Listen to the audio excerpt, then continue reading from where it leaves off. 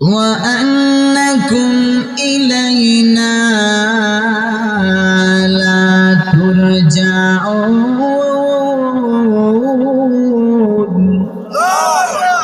আসতে হবে না, ব্যাপারটা এরকম নয়। অবশ্যই তোমরা সকলেই আমার দরবারে ফিরে আসতে হবে।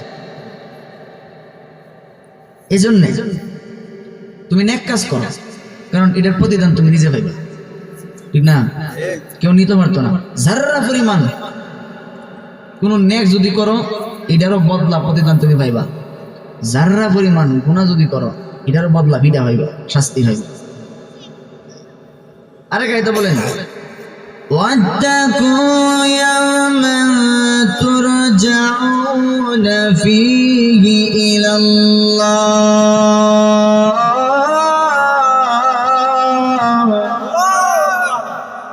আল্লাহ বলেন ওয়াত্তাকু ইয়াউমা, ওই দিনকে ভয় করো যেই দিন তুরজাউনা ফিহি ইলাল্লাহ, তোমরা সকলেই আল্লাহর সামনে দাঁড়াবে। কেন? কারণ জীবনের প্রতিটা মুহূর্তে হিসাব দিতে, কারণ জীবন কে দিয়েছেন? আল্লাহ। আল্লাহ দিয়েছেন, এই জন্য হিসাব কে নিবেন? আল্লাহ নিবেন। আল্লাহ যেহেতু জীবন দিয়েছেন, আল্লাহ হিসাব দিবেন। এখন কত হইলো, আমরা আশরাফুল মাখলুকাত, সৃষ্টির সেরা মানুষ, মানুষ হইয়া যদি আপনি জাহান্নামে যান, কুকুর বিড়ালও জাহান্নামে যাবে না। এই জন্য আল্লাহ কোরআনে বলছেন যে ওই হাসরের মাঠে মানুষ হইয়া যখন জাহান্নামে যাবে, তখন আক্ষেপ কইরা আল্লাহর দরবারে বলবে, আল্লাহ আমারে তুমি কুকুর বিড়াল শ্রীগালের মতো মাটির সাথে মিশাই দিলাও। কুনতু তুরাবা, এরা তো মাটির সাথে মিশে দিতে যাবে, আমারও মিশাই দিলাও। কারণ এরা দিয়ে কোনো আযাব হয় না, কিন্তু আমি দিয়ে আশরাফুল মাখলুকাত, আমি দি দুজুগও যাইতেছি, জাহান্নামও যাইতেছি, আমার থেকে নিকৃষ্ট আর তো কিছু হতেই পারে না। আল্লাহ পাক মানুষকে বড় সম্মান দিয়ে বানাইছেন, বড় সুন্দর করে বানাইছেন। এই মানুষ যখন জাহান্নামী হয়ে যায়, তার পাপের কারণে, তার খাসলতের কারণে, তার ব্যবহারের কারণে এই মানুষটা এত নিচে যায়, যত নিচে চতুর্থ প্রাণীও যায় না, এত নিচে যায় মানুষটা, তার চলাফেরা, তার বচনভঙ্গি, তার অভ্যাস, তার আচরণের কারণে। আল্লাহ তো বলছেন, একাই তো আল্লাহ বলছেন, লাকাদ কাররামনা বানি আদম। লাকাদ লামে তাকিদ, আরবিতে গ্রামার আছে নিশ্চয়, অক্তাকিদ নিশ্চয়, জুমলায় তাকে দিয়া নিশ্চয়তা বোধক শব্দ তিনবার ব্যবহার করে আল্লাহ বলেন অবশ্যই বা নিশ্চয়ই নিশ্চয়ই নিশ্চয় আদমের সন্তানদেরকে আমি আল্লাহ সৃষ্টি শ্রেষ্ঠ অর্থাৎ আশরাফুল মাখলুকাত বলে ঘোষণা দিলাম। ঘোষণা কে দিয়েছেন? আল্লাহ। আল্লাহ সূরা ৩ এর মধ্যে আল্লাহ ৪টা জিনিসের কসম খাইছেন, খাইয়া বলতেছেন, ওয়াত-তিনি ওয়াজ-যাইতুনি ওয়া তুরি সিনিন।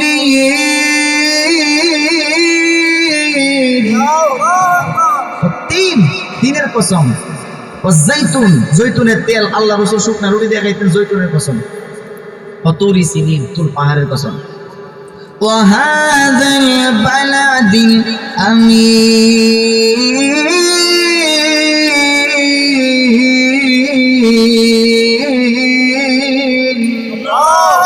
পবিত্র নগরী মক্কা নগরীর কসম। ৪টা জিনিসের কসম খাইয়া পড়ে বলেছে, লাকাদ খালাকনাল ইনসানা ফি আহসানি তাকওয়ীম।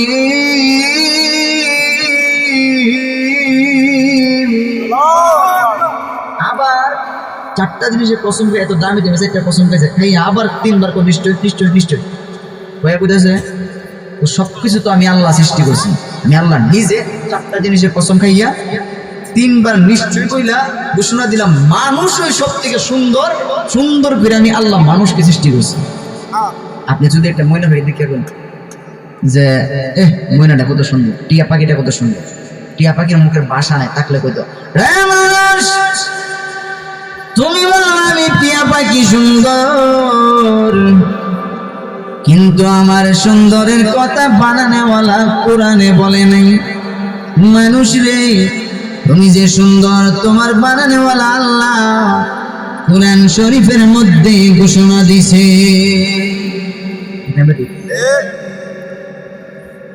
এত সুন্দর, এত সম্মান এবং যা কিছু আয়োজন করছেন আল্লাহ কোরআনে বলছেন, এই যে আসমান তোমাদের জন্য নিরাপদ ছাদ বানাই দিছি, কোনোদিন ভেঙে পড়বে না। আপনার এদিকে ভেঙে পড়ে? ফালডা সিলডা টুকরা পরে না, পড়বেও না, ঠিক না? এবং আল্লাহ বলে জমিন তোমাদের জন্য বসবাসের উপযোগী স্থান বানাই দিছে, এবং যত কিছু নাচ দিয়ে আমাদের দরকার সবকিছুর ব্যবস্থাপনা কে করতেছেন? আল্লাহ ব্যবস্থাপনা করতেছেন। এই আল্লাহ যে আমাদের কত ভালোবাসেন, সাহাবাই কেরাম আল্লাহ রসুলকে প্রশ্ন করতেছেন,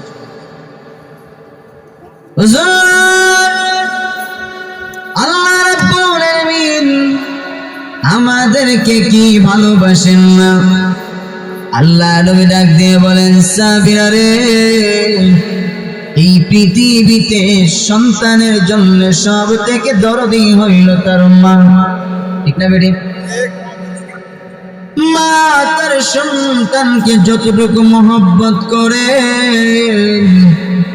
এর চাইতে কোটি গুণ বেশি মহব্বত করেন আল্লাহ তার বান্দা বান্দিকে। ইওয়াজ কইরা নবীজি মসজিদ নববীকে বাইরিয়া, মসজিদে নববী বলতে মদিনার যে মসজিদ বাইরিয়া, সামনে দিয়ে যাইতেছে, পাশে খুব লাগা লাগা ঘর বাড়ি। তখন পর্দার বিধান তখনও নাজিল হয়েছে না। এক মহিলা উঠানের মধ্যে রান্না করতেছে, চুলার মধ্যে, যখন লাকড়ি দেয় পাতিলার সাইড দিয়ে আগুন বেড়ে যায় এবং বের হয়। দেখছেন মহিলারা যখন রান্না করে পাতিলার সাইড দিয়ে আগুন বাড়ে না? মহিলা কুল একটা বাচ্চা, আগুন যখন বাড়ে তাপ বাচ্চার গায়ে যেন না লাগে, বাচ্চা তো আবার আপ্পাইয়া সামনে এসে পড়ে, আবার নিয়ে আলগিতে পিছনে রাখি, আবার সামনে। এই একটা আলামত আল্লাহ রসুল দেখে বলতেছেন, সাহাবীরা রে, ওই দেখ প্রাণী জগতে মার অন্তরে সন্তানের জন্য কি মায়া।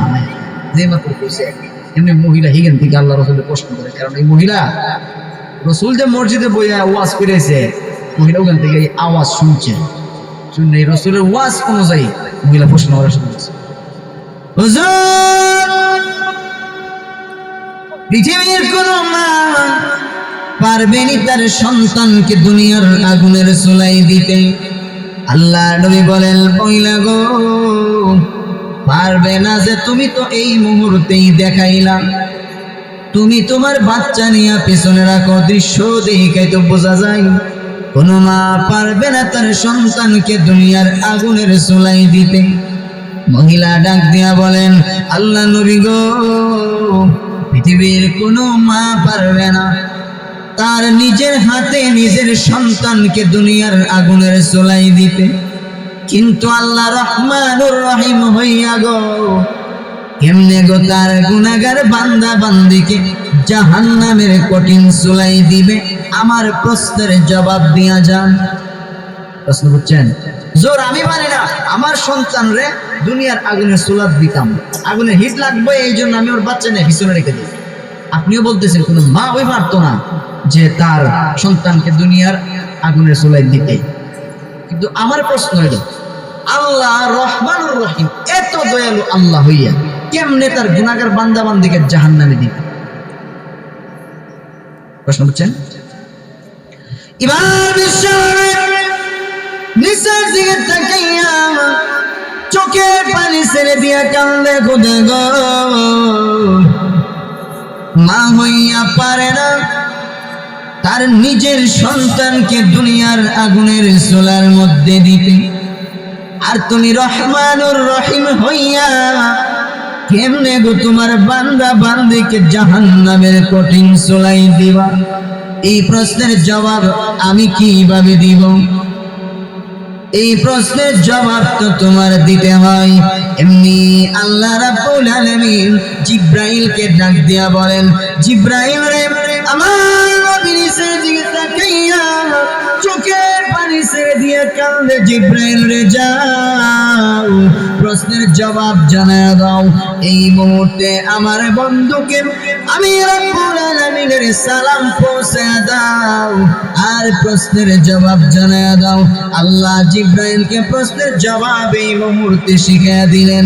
জিব্রাইল নবীর দরবারে গিয়া বলেন, আল্লাহ নবী গো, মহান আল্লাহ রাব্বুল আলামিন এই মুহূর্তে আপনাকে সালাম দিয়েছে।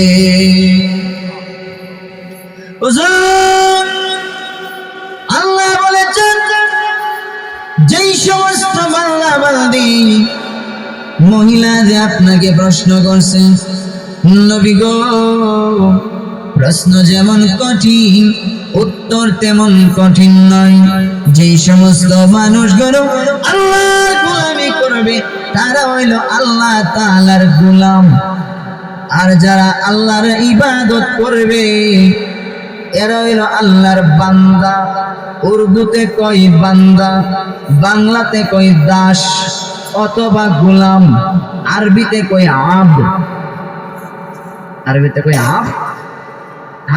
আব্দুন, আব্দুন অর্থ হইল বাংলা হইল গোলাম বা দাস। উর্দুতে ফার্সিতে কই আমরা বান্দা, উর্দুতে কি কই বান্দা। এই যে বান্দা শব্দটা উর্দুতে।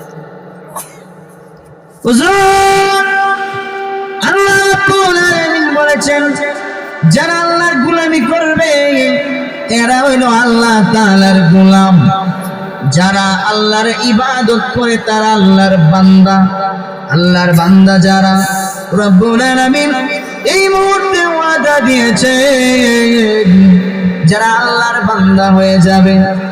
বান্দা সবাই আল্লাহর বান্দা নয়, সবাই আল্লাহর সৃষ্টি হইতে পারে, আল্লাহর বান্দা নয়। হিন্দু নাকি আল্লাহর বান্দা? আল্লাহর সৃষ্টি। বান্দারা বান্দা হইতে গেলে ইবাদত করতে হবে, ইবাদত করলে বান্দা হয়, গোলামি করলে গোলাম হয়, বন্ধুত্বতা করলে বন্ধু হয়, ঠিক না? তার সাথে আমার বন্ধু, সে আমার বন্ধু, তার সাথে বন্ধুত্বতা বসে দিক কেন সে আমার বন্ধু, ঠিক না?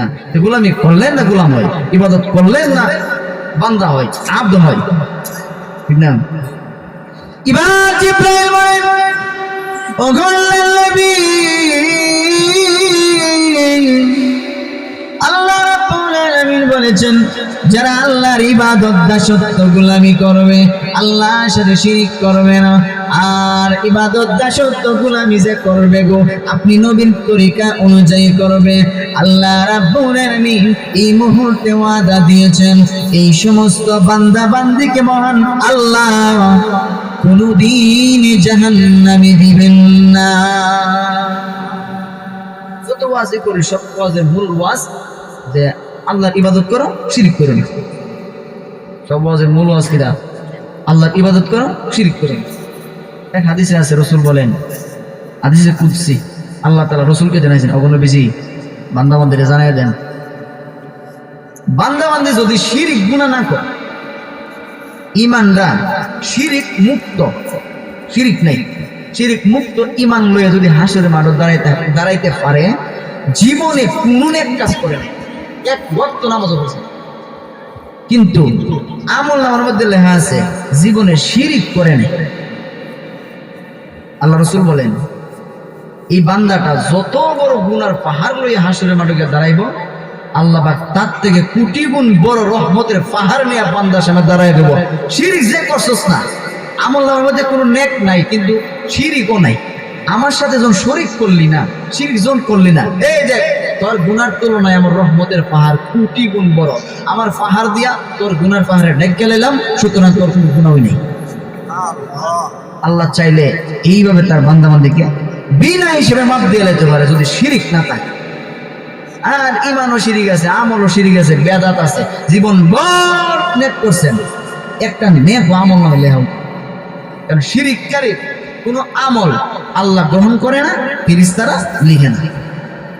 হাসরের মাঠে গিয়ে দেখবেন সারা জীবন ইবাদত করছেন কিন্তু আমল নামে কোনো ইবাদত নাই, লাভ হলো? লাভ হলো? বেদাত বেদাত করছেন, দেখা গেছে আমল ধ্বংস হয়েছে, আমল ধ্বংস হয়েছে। আল্লাহ এই সমস্ত বড় কঠিন রূপ থেকে আমরা হেফাজত করে বলুন আমিন। আচ্ছা, তাহলে এই ঘটনা দ্বারা বুঝতে পারলাম এই হাদিস দ্বারা যে আল্লাহ তাআলা যারা আল্লাহর ইবাদত করবে তাদেরকে কোনোদিন জাহান্নামে দিবে না। তো আমি বলতে চাইছিলাম যে আল্লাহ তাআলা আমাদের কত সুন্দর করে বানাইছেন, কত সম্মান দিয়ে বানাইছেন, আল্লাহর একটা উদ্দেশ্য আছে না নাই? আচ্ছা, আমি যে আজকে সিলেট থেকে আইছি এত দূরে, আমার একটা উদ্দেশ্য আছে না? যারা আমার দাওয়াত করে আনছে এর একটা উদ্দেশ্য আছে না? আল্লাহ যে আমাদেরকে এত সম্মান দিয়ে, এত ইজ্জত দিয়া, এত কিছু নাচ দিয়ে আমাদের ব্যবস্থা করে আল্লাহ যে বানাইছে, আল্লাহ একটা উদ্দেশ্য আছে না নাই? কি উদ্দেশ্য? আল্লাহরে জিগাই। আল্লাহ তো আপনি যদি আল্লাহরে জিগান, প্রভু কেন আমাদেরকে বানাইছেন, আল্লাহ রাব্বুল আলামিন নিজেই আমাদেরকে প্রশ্ন করে জিগাইতেছেন, আফা হাসিবতুম আন্নামা খালাকনাকুম আবাসা। আল্লাহ বলেন, এরে মানুষ তোমরা কি মনে করো আমি আল্লাহ তোমাদেরকে অযথা অকারণে বানাইলাম? এর জবাব হইল, না গো মালিক, অযথা অকারণে বানান নাই। তাহলে কেন আমাদেরকে বানাইছেন? আল্লাহ রাব্বুল আলামিন নিজেই জবাব দিয়া বলেন, মা খালাকাতুল জিন্না ওয়াল ইনসা ইল্লা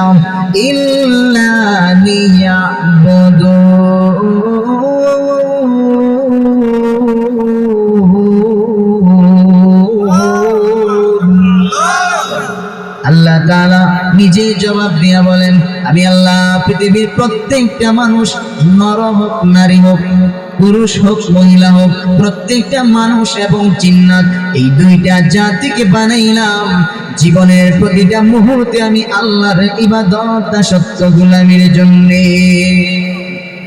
কেন বানাইছেন? ইবাদত দাসত্ব গোলামির জন্য।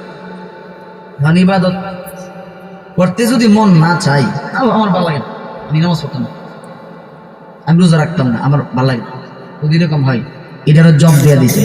কমু বলেন সূরা রহমানও কইছে, সূরা একটা রহমান, কোরআন শরীফে সূরা আছে না, সূরা রহমান, সূরা রহমানের মধ্যে সূরা আর রহমান, আল্লাহ তাআলা এইখানে জব দিছে। আল্লাহ বলেন, ইয়া মাশারাল জিন্নি ওয়াল ইনসি ইন ইসতাতা'তুম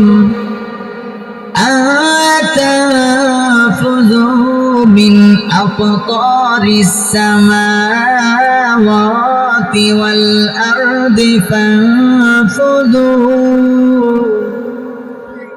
আল্লাহ বলেন, ইবাদত করতে যদি মন না চায়, যদি ভালো না লাগে, আর ইনিস্তাতা'তুম শর্ত লাগাই দিছে, যদি শক্তি সামর্থ্য থাকে, তাহলে আমার আসমান জমিন এই বাউন্ডারি ছেড়ে দিয়ে বের হও, বের হও। এই আসমান, এই জমিনের বাউন্ডারি, এই বাড়ি আমার। আল্লাহ বলেন, এই বাড়ি আমার। তোমার যদি আমার কথা মানতে ভালো না লাগে, ইবাদত করতে মন না চায়, তাহলে আমার আকাশ আর জমিনের এই বাউন্ডারি ছেড়ে দিয়া বের হও। যে আনমন চান বাইরেতে পারবেন তো, বুঝবেন?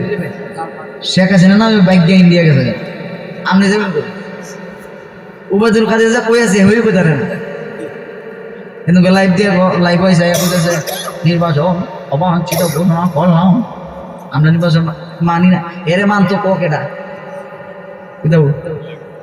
তোমার পাগল। চিন্তা করুন, দেশ থাকলে ভাইরাল এলো ওই শুটকি দেনা, মাছ শুটকি দেনা, বড় বড় মাছগুলো কিন্তু 8টা 10টা ভাড়া দেয়।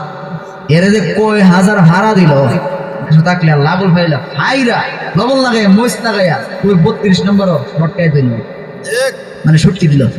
ঠিক নেই ভাই, গিয়ে গান বাজায় আবার বলিতে ফেসবুকে লাইভ হয়, আমার কি বলে ডিং দেয় আড়া সব সুর, দুনিয়ার সুর। এটা বলতে যা তো যাইবেন কই? চতুর্দিকে আসমান, কই যাবে উসমান?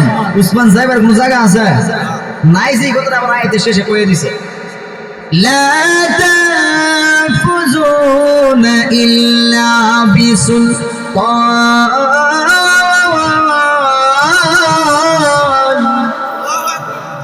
বাইরে যাতে না, কারণ এখানে বাদশাহী আমার, সুলতান বা আমি রাজা, আমি বাদশাহ, আমার বাদশাহী এই ক্ষমতা ফলাইয়া এই সেইরা বাইক দিয়া যাইবার তোমার কোনো জায়গা নাই, তুমি বাইকে যাই না।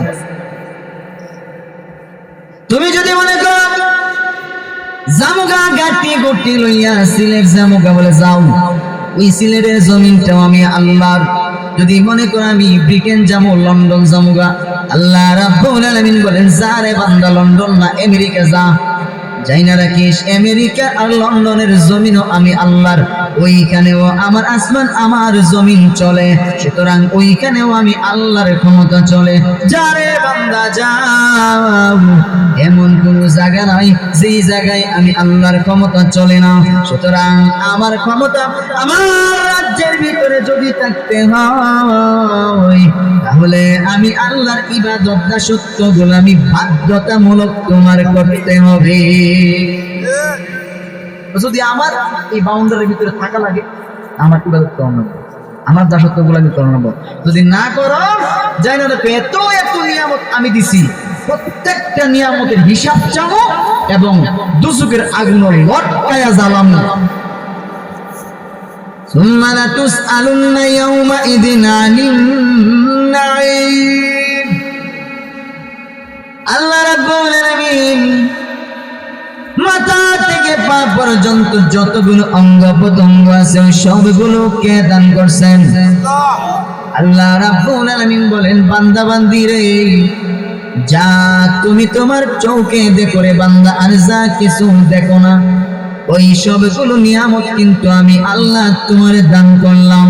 সুম্মা লাতুসআলুন্না ইয়াওমাইযিন আনিন নাঈম। রে গোলাম, প্রত্যেকটা নিয়ামত সম্পর্কে আমি আল্লাহ কিন্তু তোমার জিজ্ঞাম। প্রত্যেকটা নিয়ামতের হিসাব যদি না দিতে পারো রে বান্দা, যাই না রাইকো, তোমার জন্য কঠিন বিচার কিন্তু আছে। আর যদি ইবাদত করো, আল্লাহ রাসূল হাদিস শরীফের মধ্যে বলেছেন, কোন বান্দা যদি হালাল খাবার খায়, কি খাবার? হালাল খাবার খাওয়ার শুরুতে যদি বিসমিল্লাহ দিয়ে শুরু করে, খাবার মজা লাগে, মাঝে মধ্যে বলে লাকাল হামদ ওয়া লাকাশ শুকুর। যদি বলে না পারলে শুধু বিসমিল্লাহ দিয়ে খানা শুরু করলো, খানা শেষে যদি আলহামদুলিল্লাহ বলতে পারে, আল্লাহর রাসূল বলেছেন কিয়ামতের কঠিন ময়দানে ওই নিয়ামত বিসমিল্লাহ আর আলহামদুলিল্লাহর মাঝখানে যা খাইছে, একটা খানার হিসাব কিয়ামতের মাঠে আল্লাহ চাইবেন না। আমরা তো হইছে বিসমিল্লাহ খাওয়ানোর শুনতে, খাওয়ান ভাই রাইট কোষের মতো শুরু, খাইয়া উইলে লেগেছে, দোয়া খাইতেছে, কিন্তু বিসমিল্লাহ করতে মন নাই। সারাদিন রোজা রাখছে, অত কষ্ট করে, কিন্তু ইফতারের সময় বলে যে আটকাজন মাইকে বলেছে, কইতে পারছে না মাইক করে যে ইফতারের টাইম হয়েছে, শূন্য শুরু করে দিচ্ছে বিসমিল্লাহ করতে মন। কথা ঠিক নেই?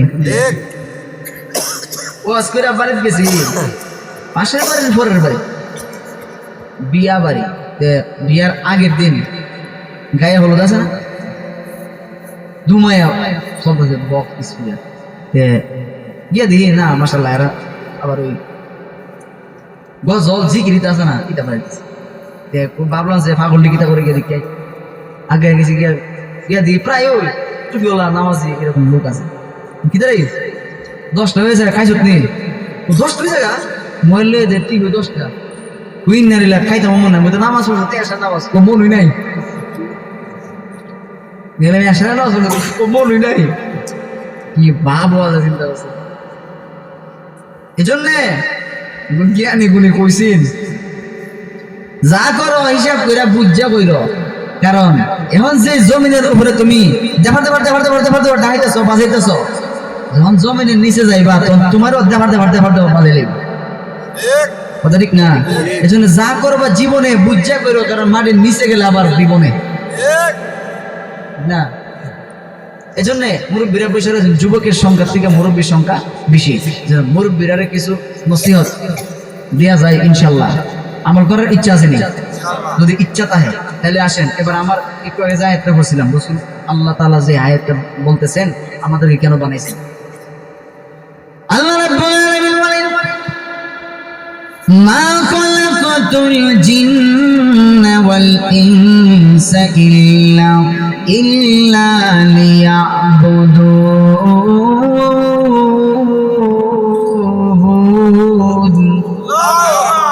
আল্লাহ বলেন, জীবনের প্রতিটা মুহূর্তে ইবাদত দাসত্ব গোলামির জন্য আমি আল্লাহ মানুষ এবং জিন এই দুইটা জাতিকে বানাইলাম, সৃষ্টি করলাম।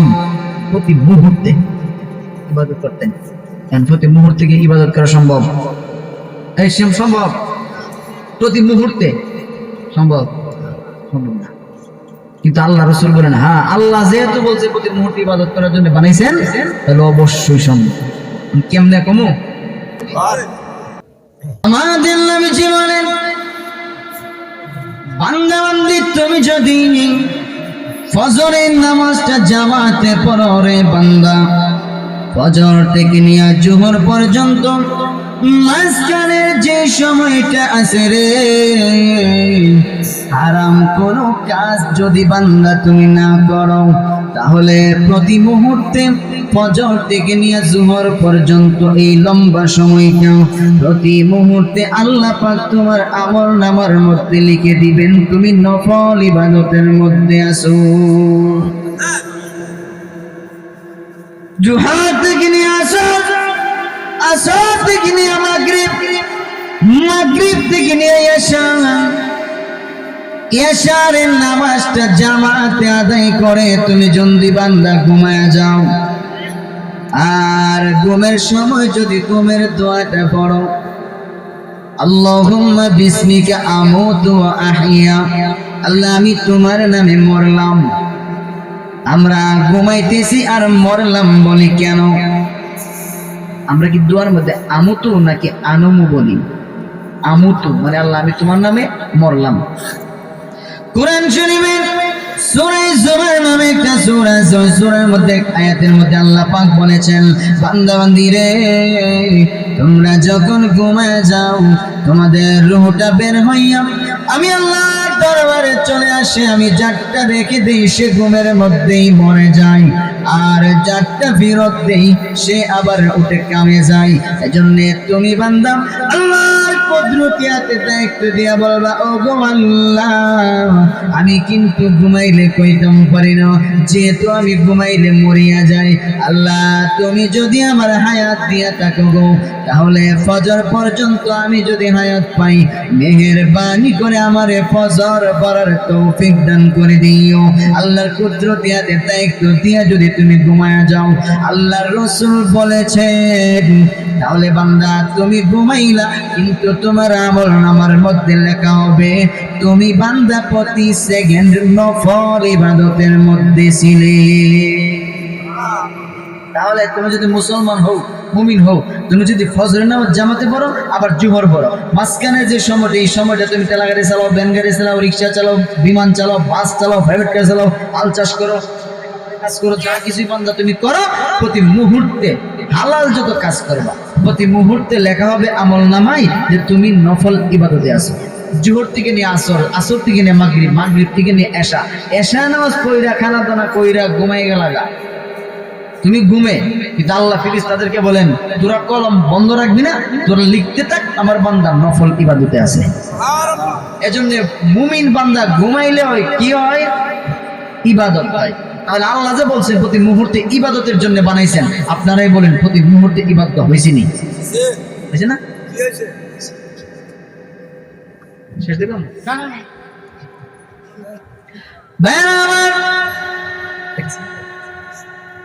ইবাদত করে দেখুন আল্লাহ রাব্বুল আলামিন, আমরা মুমিন ইমানদার হওয়ার কারণে আল্লাহ তাআলা আমাদেরকে এত উন্মুক্ত সুযোগ, নেক আমলের সুযোগ আল্লাহ দান করছেন। করছেন কি করেন নাই? এজন্য আমি বলতে চাইছিলাম মুরব্বী এবং যুবক এদের জন্য কিছু নসিহত করে যায়, সংক্ষিপ্ত কথা, এই কথাগুলোই বয়ানের মূল ওয়াজ। এক নাম্বার, এই বয়ানগুলো আমল করতে গেলে বান্দা যেই কাজগুলো তোমার লাগবে, তিনটা গুণ তুমি অর্জন করতে হবে। এক নাম্বার, বান্দা তুমি পাক্কা মুমিন হতে হবে, মুনাফিক মুমিন হইলে চলবে না। মুনাফিক হইলে হইব না, পাক্কা মুমিন, পাক্কা মুমিন হইতে হবে। দুই নাম্বার, বান্দা তুমি হালাল খানেওয়ালা হইতে হবে, হালাল খাওয়ান লাগবো, হালাল ইনকাম করান লাগবো, হালাল রুজি রোজগার করান লাগবো। হালাল ইনকাম যদি না থাকে গো, তাহলে আল্লাহ রাব্বুল আলামিনের কাছে হালাল রিজিক, হালাল রুজি, হালাল রিজিকের জন্য আল্লাহর কাছে দোয়া করতে হইব। তিন নাম্বার, অন্যের হক নষ্ট করা যাবে না। যদি এই হয়, এই যদি হন আপনি, তাহলে আপনার জন্য এক্ষণের বয়ান বলবো। বান্দা তুমি 5 ওয়াক্ত নামাজ জামাতে পড়বা।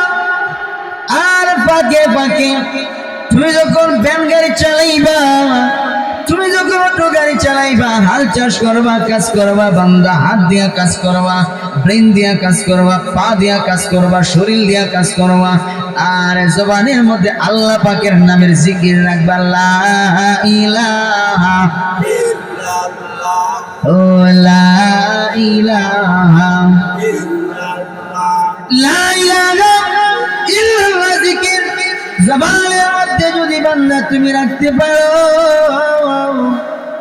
আল্লাহ রাব্বুল আলামিন বলেন, আল্লাহ রাসূল বলেছেন তোমার কি উপকার হইবে জানোনি? 1 নাম্বার লা ইলাহা ইল্লাল্লাহ জিকিরের মাধ্যমে আল্লাহ পাক জবানটা তরতাজা বানায়া দেন, জবানের স্পিড আল্লাহ বাড়ায়া দেন।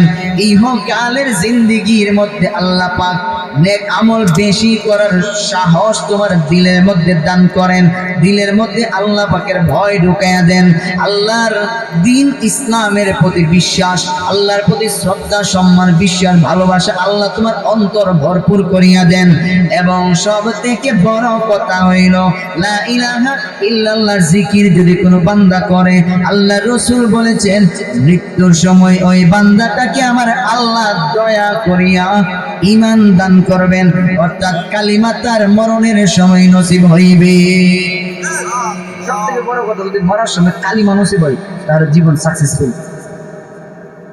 কারণ আল্লাহ রাসূল বলছেন যার শেষ কথা হইল লা ইলাহা ইল্লাল্লাহ, অর্থাৎ মরার সময় যার কালিমা নসিব হইল সে বেহেশতি হইয়া দুনিয়া থেকে বিদায় নিছে, সে জান্নাত।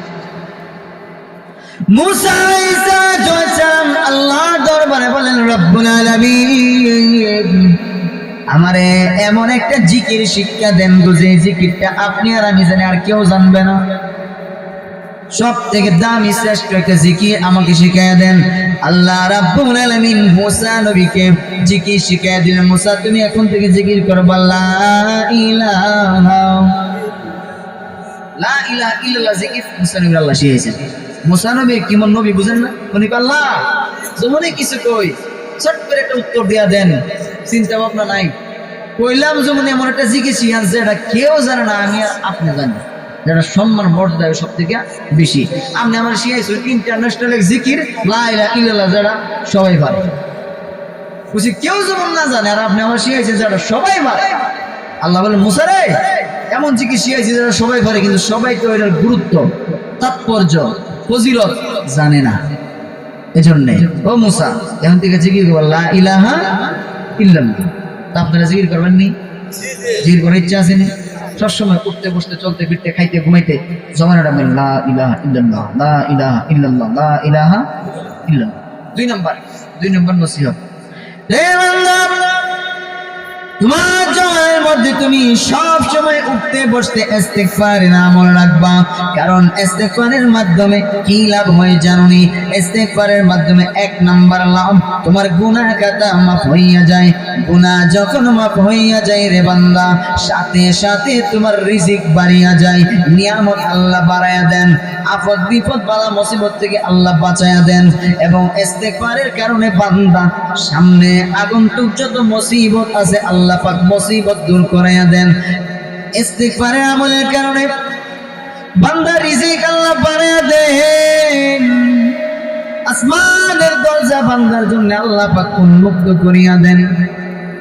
এবং ইস্তিগফারের মাধ্যমে বান্দার কখনো কি লাগবে রে, বান্দা জবান দিয়ে প্রকাশ না করলেও আল্লাহ পাক জানেন কি জানেন না? আল্লাহ তো অন্তর্যামী, জন্য আল্লাহ তাআলা বান্দার মনের যে চাহিদা আছে অটোমেটিক রব্বুল আলামিন গোপনে আল্লাহ পূরণ করিয়া দেয়। ইস্তিগফার এমন একটা ইস্তিগফার শিখাইয়া দেয়। ইস্তিগফার অনেকগুলো আছে, ছোট ছোট ইস্তিগফার আছে, বড় বড় ইস্তিগফার আছে। 2-1টা ইস্তিগফার বলবো কি বলবো না?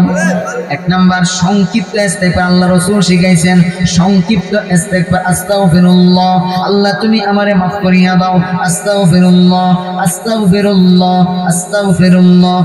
এতটুকু তো পারেন না? 2 নাম্বার আস্তাগফিরুল্লাহ রাব্বি মিন কুল্লি যামবি ওয়া আতুবু ইলাইহি লা হাওলা ওয়ালা কুওয়াতা ইল্লা বিল্লাহিল আলিয়্যিল আযীম। পারেন না?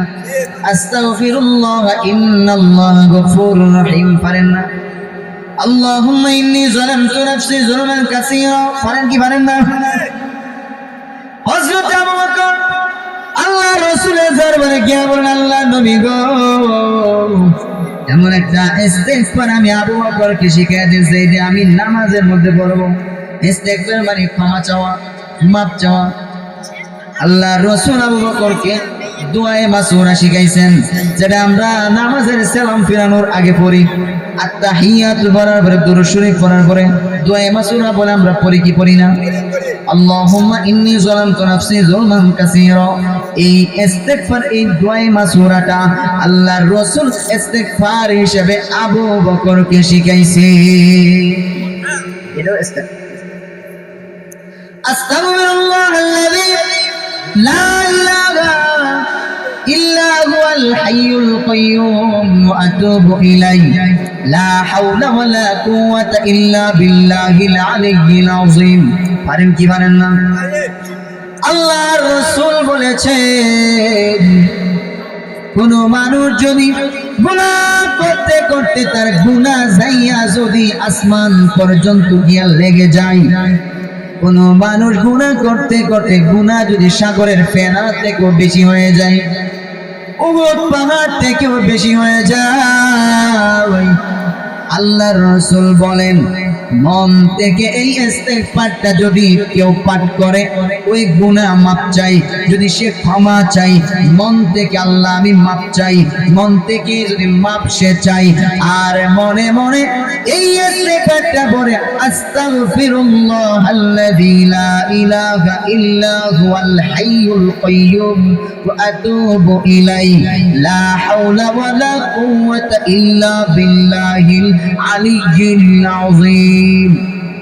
এই ইস্তেগফার এত বড় গুনাহগার কোন বান্দাও যদি পড়ে, মন থেকে মাপ পাইবার আশায়, আল্লাহর রাসূল বলেন আমার আল্লাহ তাআলা ওই ইস্তেগফারটার উসিলায় ওই বান্দাটাকেও মাফ করিয়া দিবে।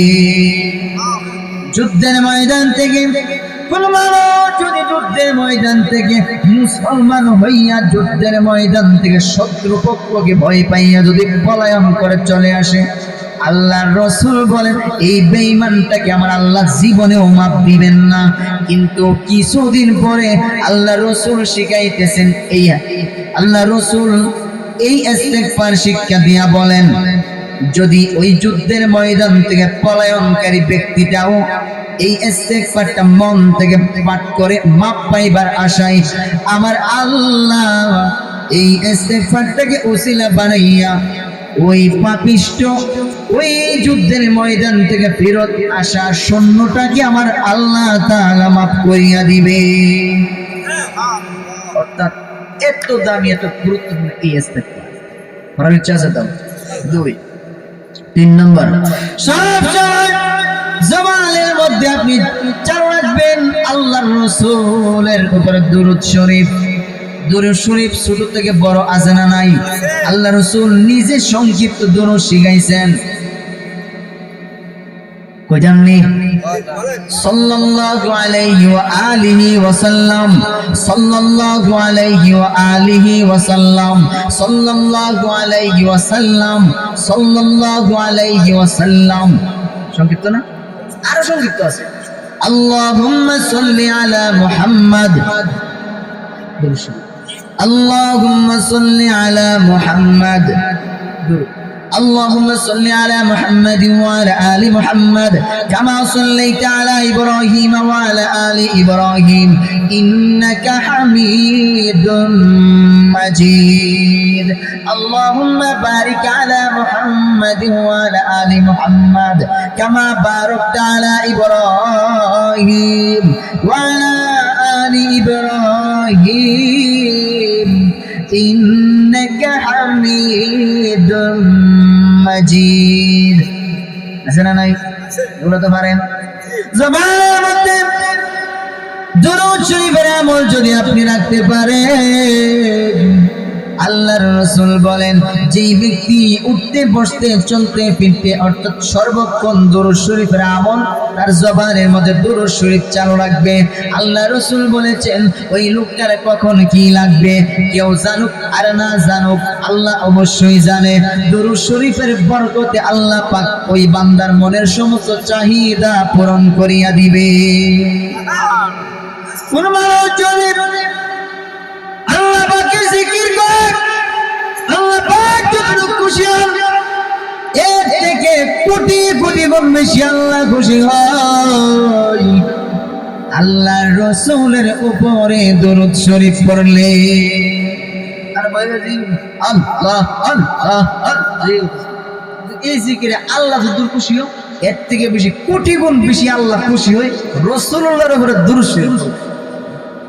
দুরুদের কি দাম! ইমাম নবী বলেন যে ব্যক্তি দরুদ শরীফ যত বেশি দরুদ শরীফ পড়বে গো ওই ব্যক্তি তত বেশি আমি রাসূলের কাছাকাছি কিয়ামতের মাঠে দাঁড়াবে। অর্থাৎ যত বেশি দূরত্ব করবা রাসূলের তত কাছে আগাইবা। দূর বয়া ভরণ যা, খাড়িয়া ভরণ যা, ঘুমাইয়া ভরণ যা, শুয়া ভরণ যা, আপ্পাইয়া ভরণ যা, গাছ উঠতে ভরণ যা, পানিতে নেমে ভরণ যা। দূরত পড়া শুধু নিষেধ, বাথরুমে বয়া, টয়লেটে বয়া দরুদ শরীফ পড়া নিষেধ। এছাড়া সব কোনো নিষেধ নাই। বয়া বড় খাড়িয়া ভরণ আমরা দরবার এরা কারণ এরা ওয়াহাবি, এরা এরা চুন্নি এই চিক আছে না, এগুলো একটা হাইজলামি, ঠিক নেই? হাইজলামি এগুলো হাইজলামি। ইবাদত তুমি করবো, আল্লাহর ইবাদত করবো রাসূলুল্লাহ তরিকা না জানলে শিক্ষা নিবা, ঠিক না? অযথা বাড়াবাড়ি কোন দরকার আছে? কোনো দরকার নেই। আচ্ছা শেষ দিলাম দোয়া বলে দামনি আধা ঘন্টা হতো না, 1 ঘন্টা আধা ঘন্টা উষো দেখিয়া কইল, উষো দেখিয়া যাক। এবারে দরুদ শরীফ সংক্ষেপ করে বলতেছি, আমি তো কোনো ঘটনা বলতেছি, ইচ্ছা হলে কোনো আমাদের প্রত্যেকটা মধ্যে আমি ঘটনা করতে পারি, প্রত্যেকটা কথা ঘটনা করতে নেই, এই জন্য সংক্ষেপ করে বলতেছি। দরুদ শরীফ জবানে রাখবেন তো দরুদ শরীফ ইনশাআল্লাহ সাল্লাল্লাহু আলাইহি ওয়াসাল্লাম আনবেন না, বলবেন সাল্লাল্লাহু আলাইহি ওয়াসাল্লাম আল্লাহুম্মা সাল্লি আলা মুহাম্মদ। আধা ঘন্টা দরুদ শরীফ বলেন, আধা ঘন্টা আস্তাগফিরুল্লাহ আস্তাগফিরুল্লাহ আস্তাগফিরুল্লাহ লা ইলাহা ইল্লাল্লাহ লা ইলাহা ইল্লাল্লাহ, ঠিক না? আচ্ছা এরপরে কটা হয়েছে? 3 হয়েছে। 4 নাম্বার হলো আল্লাহ পাকের নামের জিকির, আল্লাহ পাকের জাতি নামের জিকির। কোন নামের? আল্লাহ আল্লাহ বল বান্দে, আল্লাহ আল্লাহ বল, আল্লাহ আল্লাহ বল বান্দে, আল্লাহ আল্লাহ বল। দিদার এলাহি পেতে হলে, দিদার এলাহি পেতে হলে আগে তারি নামের জিকির কর। আল্লাহ আল্লাহ বল বান্দে, আল্লাহ আল্লাহ বল, আল্লাহ আল্লাহ বল বান্দে, আল্লাহ আল্লাহ বল। তোর জবানকে করে তাজা আল্লাহ নামের জিকির দিয়ে, তারি প্রেমের সুধা পিয়ে ধন্য করে জীবনটাকে। আল্লাহ নামের জিকির দিয়ে তোর জবানকে করে তাজা আল্লাহ নামের জিকির দিয়ে, তারি প্রেমের সুধা পিয়ে ধন্য করে জীবনটাকে। তু জাহানে শান্তি পেতে, তু জাহানে মুক্তি পেতে, মুক্তি পেতে তোর তারি নামের জিকির। আল্লাহ আল্লাহ বল বান্দে, আল্লাহ আল্লাহ বল, আল্লাহ আল্লাহ বল বান্দে, আল্লাহ আল্লাহ বল। এজন্য এখন আল্লাহ পাকের ইসমে জাত, আল্লাহ জাতিগত সত্তাগত আসল নাম হলো আল্লাহ। ভাই সব হলো গুণবাচক নাম, রহিম কো, রহমান কো, সত্তার কো, কাইয়ুম কো, যা কো, সব গুণবাচক নাম, কিন্তু আসল নাম, জাতি নাম, সত্তাগত নাম হলো আল্লাহ। কি নাম? মুখটা বইলে আল্লাহ আল্লাহ, মুখটা বই রাখ করে ভিতরটা সাফ করে সমস্ত দুঃখ কষ্ট সব একসাথে বাড়িয়ে দেবে না, একবারে মুখটা বলে আল্লাহ। এইরকম একটা শান্তির নাম পৃথিবীতে আর না, যেটা গাছে চিনে, মাছে চিনে, সূর্য চিনে, চন্দ্র চিনে, জিনে চিনে, মানুষের চিনে, ফেরেশতা চিনে, সবাই চিনে কে চিনে না? ইমাম সিবাময় নাম শুনছেন জীবনে? জগৎ বিখ্যাত একজন আল্লাহ ওলি। উনি একবার একটা কনফারেন্সের মধ্যে, মত বিনিময় একটা কনফারেন্সের মধ্যে ওখানে বলা হইতেছে কোন নাম এই পৃথিবীতে সব থেকে বেশি পরিচিত। কেউ কেউ জিন, কেউ কেউ জান্নাত, কেউ কেউ জাহান্নাম, কেউ কেউ মানুষ, কেউ কেউ ফেরেশতা, কেউ কেউ জমিন, এই ধরনের যার যেটা জানা এই নাম হইতেছে। ইমাম সিবামি বলতেছেন আমার যাচাই মতে এই পৃথিবীতে সব থেকে পরিচিত নাম হলো আল্লাহ। কি নাম? ইমাম সিবামি মারা গেছে, পাশের আরেকজন ওলি স্বপ্নে দেখে ইমাম সিবামি জান্নাতে ঘুরতেছে।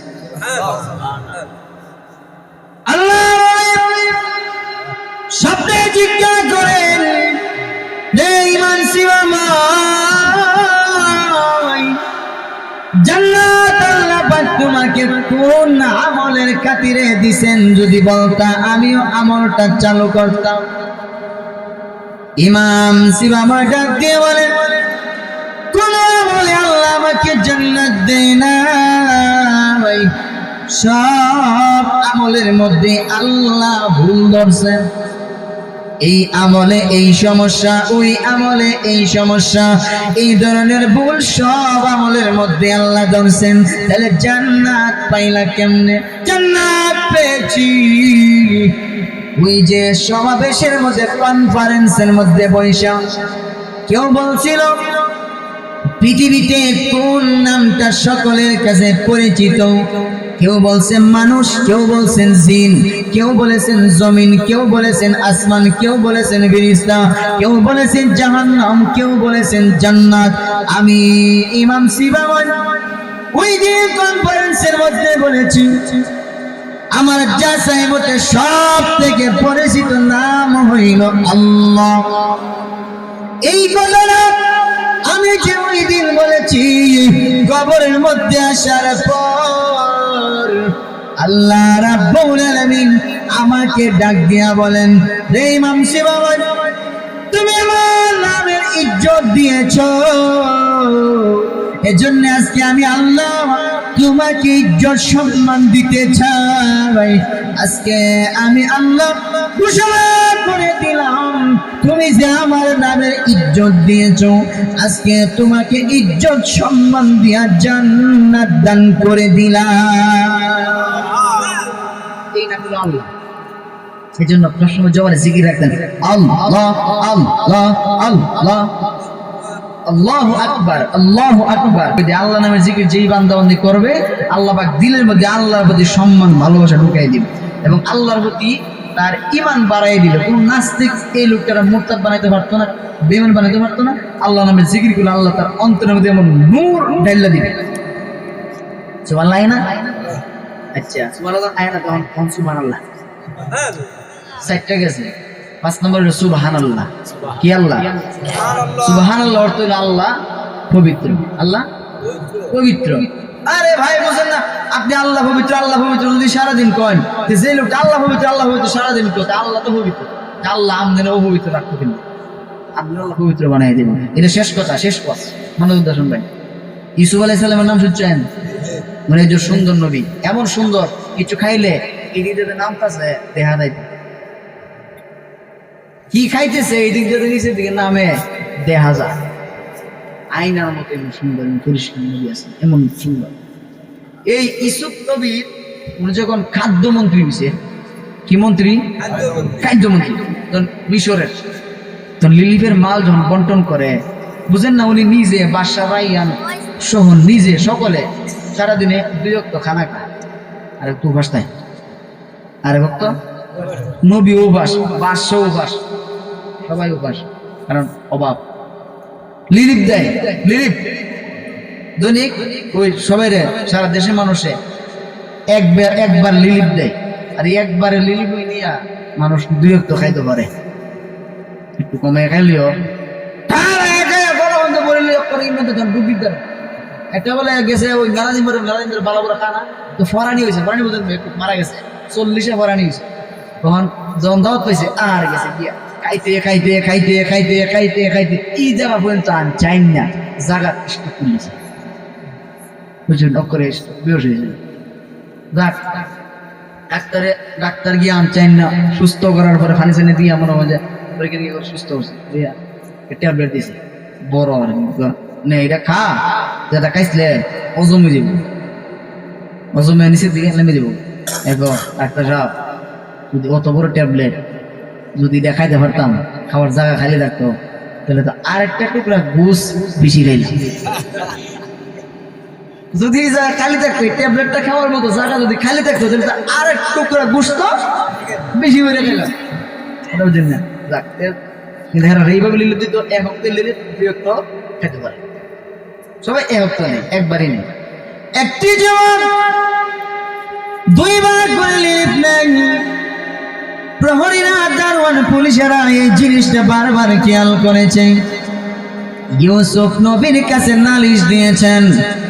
ইউসুফ আলাইহিস সালাতু ওয়াস সালাম বলেন, আরেকবার যখন আসবে তখন হ্যান্ডকাফ লাগাইলে বা জেলের মধ্যে ভরে দিবা, আমার সাথে সাক্ষাৎ করাইবা। পরের দিন যখন যুবক আসছে, এমনি গ্রেফতার করে ফেলছে, হ্যান্ডকাফ লাগাই লাইছে, পিছন দিকে হাত দিয়া হাত বেঁধে ফেলছেন পেছনের দিকে দিয়া। ইউসুফ আলাইহিস সালাতু ওয়াস সালামের কাছে সংবাদ পৌঁছানো হইল, এই সেই যুবক, যে যুবক সারা দেশে মানুষ একবার লিলিফ নেই, আর এই যুবকটা প্রতিদিন দুইবার নেই। অপরাধ কিনা? যেন বাদশা পর্যন্ত লিলিফ একবার, খাওনটা দুই হক্ত, এক হক্ত উপাস তাই না খাইয়া তাই। সারা দেশে মানুষ লিলিফ সারাদিন একবার নেই, হে নিয়ে সারাদিন দুইবার, দুইবার লিলিফ। অপরাধ না?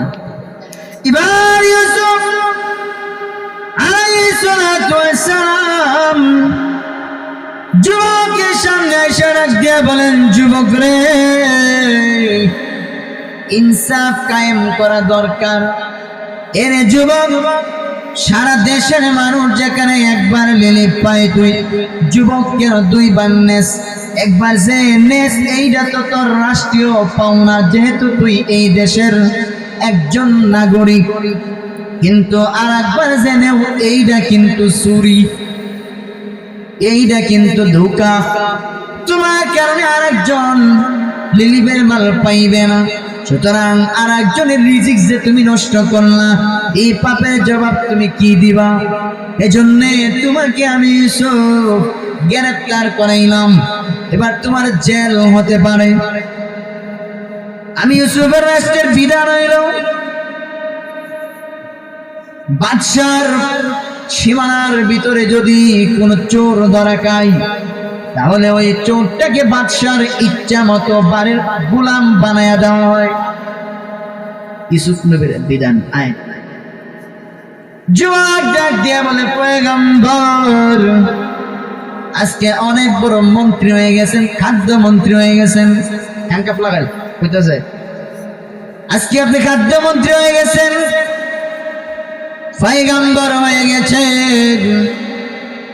আমার কথা কি আপনি ভুলে গেছেন? আমি কিন্তু একবার লিলিফ নেই, এইটা আমার রাষ্ট্রীয় অধিকার। আর দ্বিতীয়বার লিলিফ নেই, এইটা আমার আপনার কাছে পাওনা।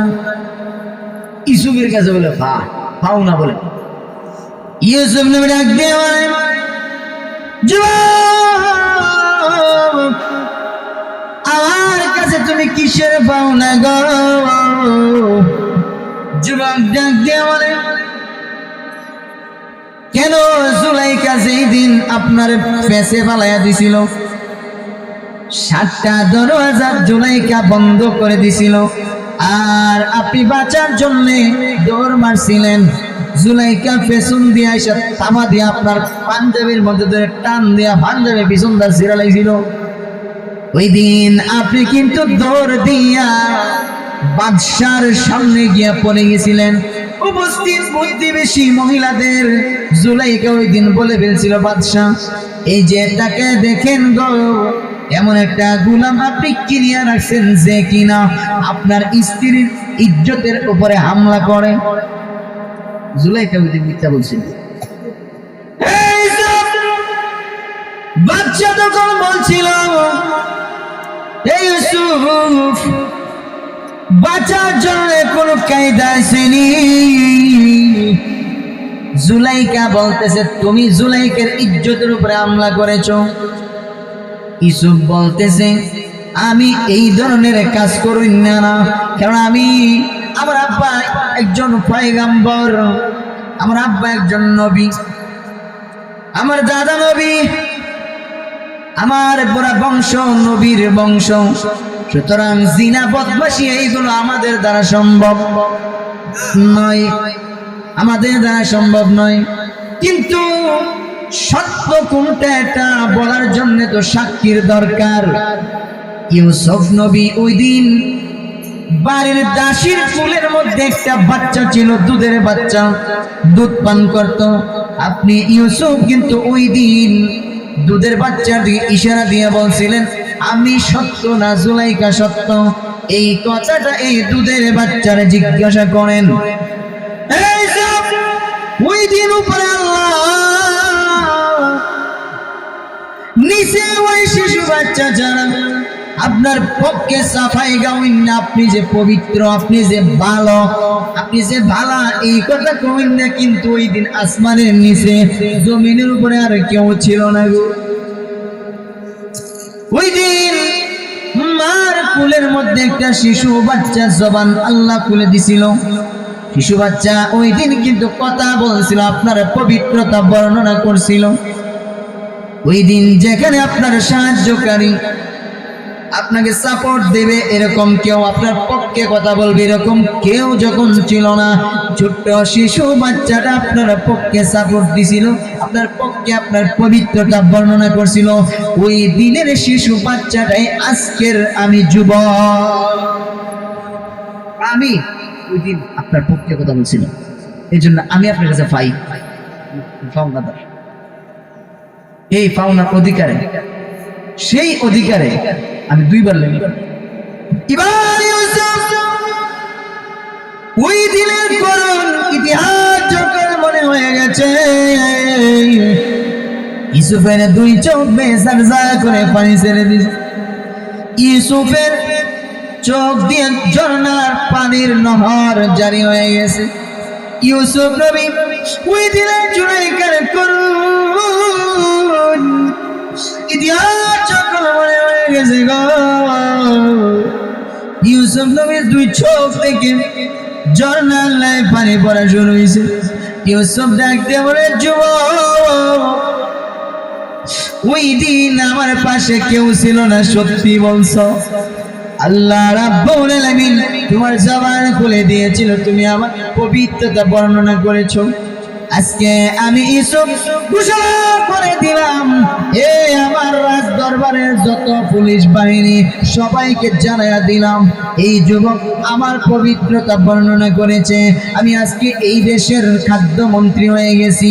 এজন্য আমি ইউসুফ ঘোষণা করে দিলাম, যেই লোকটা আমার পবিত্রতা বর্ণনা করেছে, আজকে আমি ইউসুফ ওই ব্যক্তির ব্যাপারে ঘোষণা দিলাম, আজকে থেকে যতদিন আমি ইউসুফ এই দেশের রাষ্ট্র ক্ষমতার মধ্যে থাকবো রে, এই ছেলেটা দুইবার লিলিপ দেয়, আজকে থেকে দুইবার নয়, যতবার লিলিপ নেওয়ার জন্য আসবে ততবার তারে তোরা লিলিপ দিয়া দিবি, একবারও বাধা দিবি না, কারণ সে আমার পবিত্রতা বর্ণনা করছে।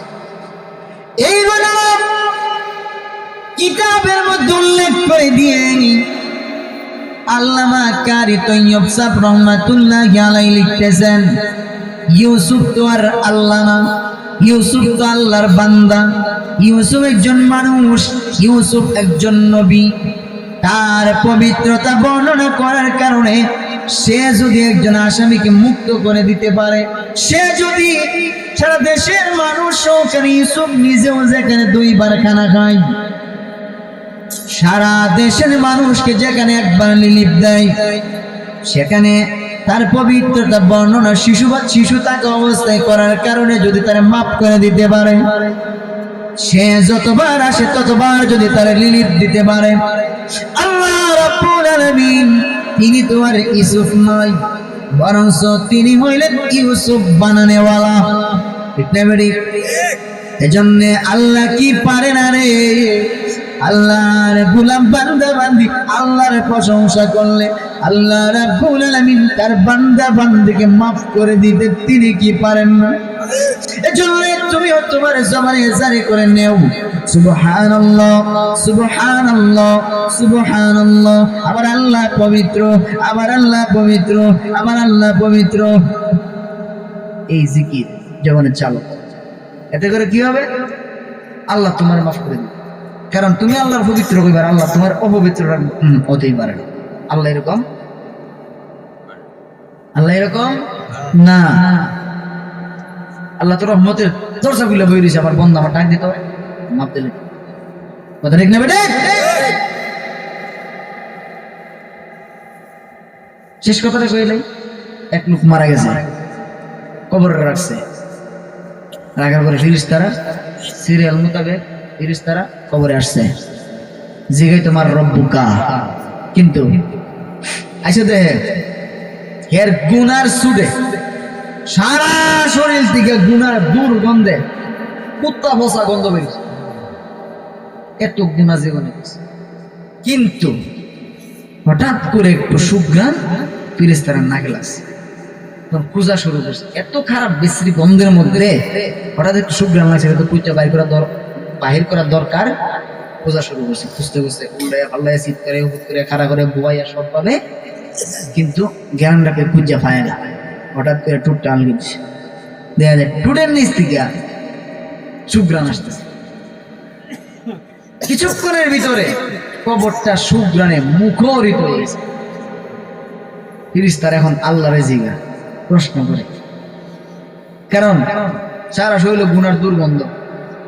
হঠাৎ টুটের নিচ থেকে সুঘ্রাণ বেরিয়েছে, জিগান লাগে না যে এই গ্রামটা কি কিসের সুখ? কারণ গুনার দুর্গন্ধ ফিরিস্তাদের আল্লাহ ওয়ালা বুজুর্গানে দিনদের নাকের মধ্যে লাগে, গুনার ফসা গন্ধ। নেক আমলের সুঘ্রাণ ফিরিস্তাদের নাকও লাগে, আল্লাহ ওয়ালা নেককারদের নাকও সুঘ্রাণ লাগে। আল্লাহর ওলিরা তো দেখা গেছে, আল্লাহ ওয়ালারা যারা পরহেজগার মানুষেরা দেখা গেছে গুনাহ দেখতো চোখ। এক লোক মসজিদে ওযু করতেছে, ইমাম আবু হানিফা আমাদের মাযহাবের ইমাম, উনি নামাজ পড়ে তো মসজিদের ভিতরে ঢুকতেছে, বলতেছেন কিও তুমি কি চুরি করছো? ইন্নালিল্লাহ, হুজুর আপনি কেন জানেন, কেন বুঝছেন আমি চুরি করছি? কইছে তুমি যে হাত ধুইতেছো, হুজুর ফানি যাইতেছে, চুরির গুনাহ ফানিতে বাইসে যাইতেছে, দেখা যায়। ইমাম আবু হানিফা রাহমাতুল্লাহ তে আল্লাহ ওয়ালারা গুনাহ দেখতো, বুঝেন না? ফেরেশতারা না হলো লাগছে সুঘ্রাণ। আল্লাহ জি প্রভু শাশুড়ির মধ্যে গুনার দুর্গন্ধে কাছেও যাওয়া যায় না, এত গুনার দুর্গন্ধ। কিন্তু ঠোঁটের নিচে একটা সুঘ্রাণ এসে লাগলো, ঠোঁটটা আলগে দিলাম, সুঘ্রাণে কবরটা মুখরিত হয়ে গেছে। কিসে সুঘ্রাণ গো এটা? আল্লাহ রাব্বুল আলামিন ফেরেশতাদেরকে ডাক দিয়া বলেন, ফেরেশতারা রে, লুকায়া রাখছিলাম, হুজ্জা বাহির করলি কেন? হুজ্জা যখন বাহির করেছো, এই সুঘ্রাণটা উসিলা বানাইয়া আমি আল্লাহ তার কবরের আযাব মাফ করিয়া দিলাম। ফেরেশতারা আল্লাহ তাআলা জিজ্ঞাসা করে, রব্বুল আলামিন কিসের সুঘ্রাণ? এই কথাটা তো বললেন না। আল্লাহ রাব্বুল আলামিন ফেরেশতাদেরকে ডাক দিয়া বলেন, রে ফেরেশতারা, আমার বান্দা মাহফিলের মধ্যে বসে বসে সুবহানাল্লাহ জোরে জোরে বলে চিৎকার দিত, বারবার বলতো আমার আল্লাহ পবিত্র, আমার আল্লাহ বড়, আমার আল্লাহ পবিত্র। যেই লোকটা মাহফিলে বসে বসে আমি আল্লাহকে পবিত্র বললাম, আমি আল্লাহ এত বড় মহান আল্লাহ হইয়া, এত বড় পবিত্র আল্লাহ হইয়া আমার বান্দারে কেমনে রে অপবিত্র রাখবো? আমার বান্দা যে বারবার সুবহানাল্লাহ বলতো, আমার আল্লাহ পবিত্র এই কথা বলতো, এই সুবহানাল্লাহ সওয়াবটা ঠোঁটের নিচে জমা করে রাখছিলাম, তোরা খুঁজা বাহির করলি কেন? খুঁজা যখন বাহির করেছো, সুবহানাল্লাহকে ওসিলা বানাইয়া আজকে আমি আল্লাহ ঘোষণা করে দিলাম, তার কবরটা চিরস্থায়ী জান্নাতের বাগান বানায়া দিলাম। তাড়াতাড়ি কবরটা জান্নাতের বাগান বানাই দিলাম। এই বস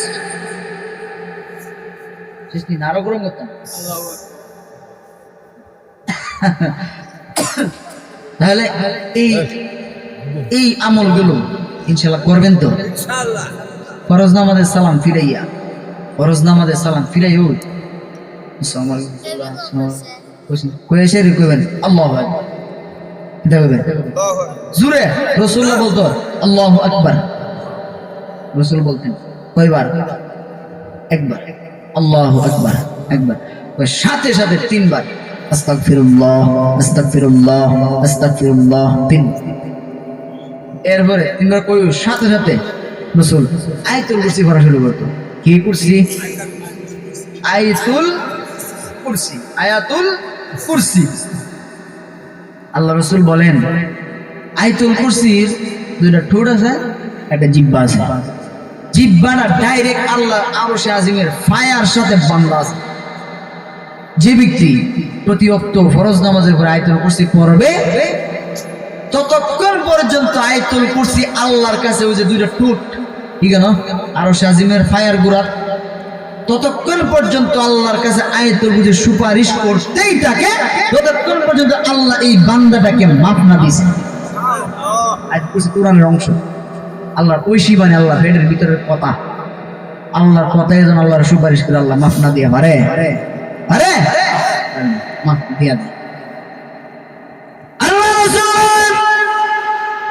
আয়াতুল কুরসি আর ওই বান্দার মাঝখানে জান্নাত আর এই বান্দার মাঝখানে আর কোনো দরওয়াজা নাই কোনো বাধা নাই কোনো পার্টিশন নাই কোনো পর্দা নাই একমাত্র মৃত্যু ছাড়া অর্থাৎ যে ব্যক্তি পাঁচ ওয়াক্ত নামাজ জামাতে পড়বে ফরজ নামাজের পরে সালাম ফিরাইয়া আল্লাহু আকবার বলবে তিনবার আস্তাগফির বলবে আস্তাগফিরুল্লাহ তিনবার বলবে এরপরে যে ব্যক্তি আয়াতুল কুরসির আমল কন্টিনিউ করবে প্রতিদিন পাঁচ ওয়াক্ত ফরজ নামাজের পরে আয়াতুল কুরসি পড়বে আল্লাহ নবী বলেছেন ওই লোকটা মরবে সাথে সাথে আমার আল্লাহ জান্নাত দান করিয়া দিবে